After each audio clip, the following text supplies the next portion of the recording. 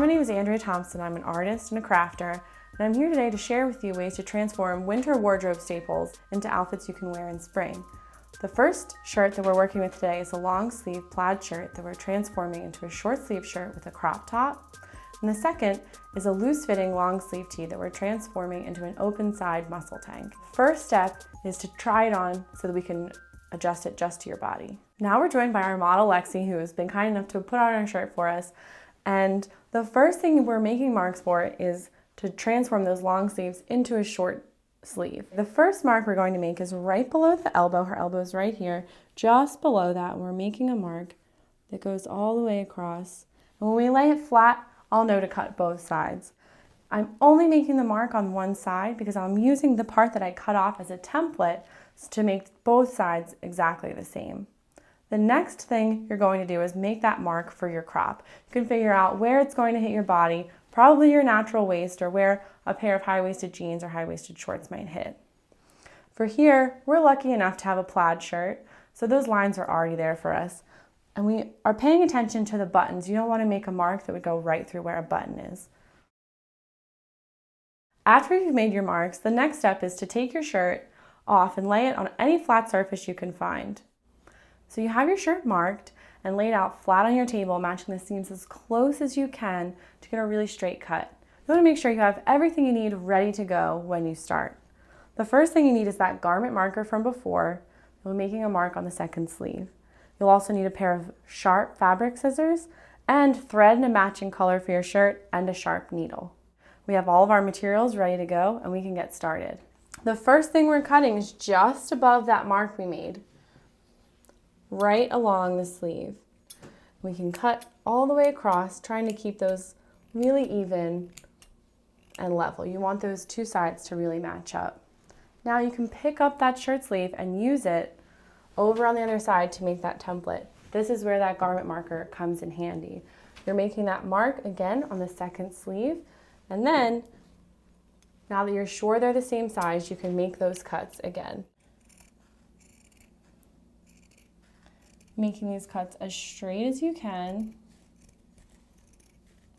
all the way across. Now, those are scraps and we don't need them. The next step that we can do is make the crop. So we're losing the bottom half of the shirt. This is where you would use the ruler if you didn't have a striped shirt, to make sure you get a really straight line. You can make that line with your garment marker. We already have a line on our shirt. So we can go ahead. I'm holding these together and going straight across. And cutting through any seams will be more difficult than cutting through the rest of the shirt. That's fine, just be patient.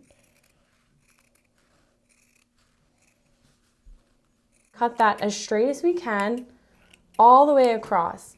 Again, if you don't feel comfortable having those two pieces just being held together with your hands, that's where you would use your straight pins or the safety pins. Once those are ready to go, we can fold up the sleeves and then you can try it on. So you're folding up those sleeves twice. You don't want that raw edge. If you fold it up just once, you'll have that raw edge showing. You want to fold it twice, and then using the thread and needle, you'll make small back tacks just on the inside to hold that together so it doesn't fall down when you wear the shirt. And now, it's an easy way to tell where the inside of the arm is because that's where the seam on the regular shirt fits. On the inside of your shirt, you can make a small knot.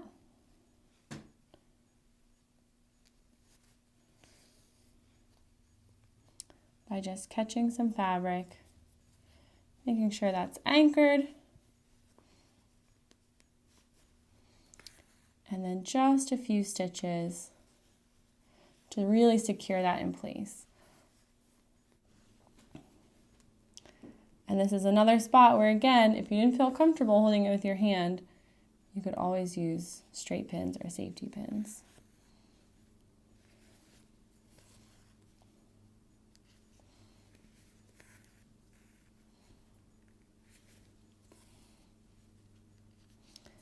And once you have a few stitches, you can knot the thread again, and you're ready to move on to the next sleeve. Now that your shirt is complete and you have it on, you want to start thinking about how to style it for spring. Since it's a crop top, we paired it with a pair of high-waisted shorts. It shows just enough skin for spring. We also started to think about accessories.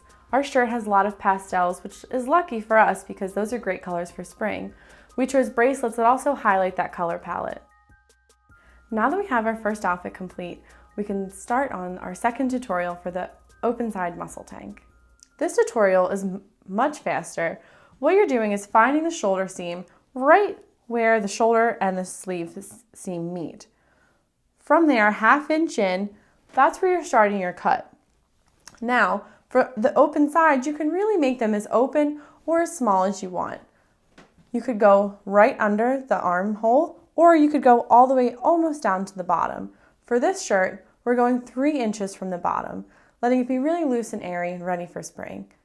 After you figure out where you want your armhole to fall, you're ready to lay your shirt out flat and start cutting. Now that you have your shirt laid flat on the surface and you have the seams matched up exactly, we can get started on cutting. We determined that we want large holes on the sides of our shirt, so we're starting 1/2 inch from where the shoulder meets the sleeve and going right down to about 3 inches from the bottom of the shirt. We're ready to get started. We want those really sharp fabric scissors that we used for the first shirt. And we're really trying to hold those two, the front and back together, those two pieces. Again, if you don't feel comfortable holding it with your hand, you can always pin, but the nice thing about t-shirts like this is that the ends will roll just a little bit. And as we're cutting, I'm trying to stay pretty close to the sides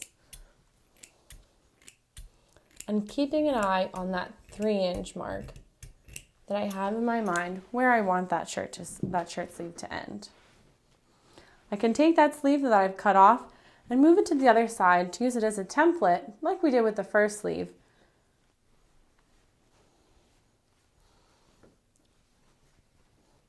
And again, we're doing the exact same thing on the other side. We're starting 1/2 inch from where the sleeve meets the shoulder and going all the way down 3 inches from the bottom. And staying pretty close to that seam as I come around, but not making any kind of sharp points or cuts.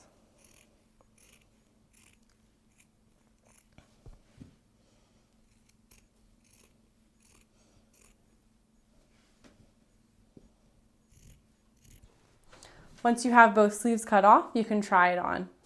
Now that you've cut your hole size and tried it on and determined that that's the right hole size for you, you want to start thinking about styling. For Lexi, we've decided to pair this open side muscle tank with a high-low skirt with a dagger pattern and some edgy shoes.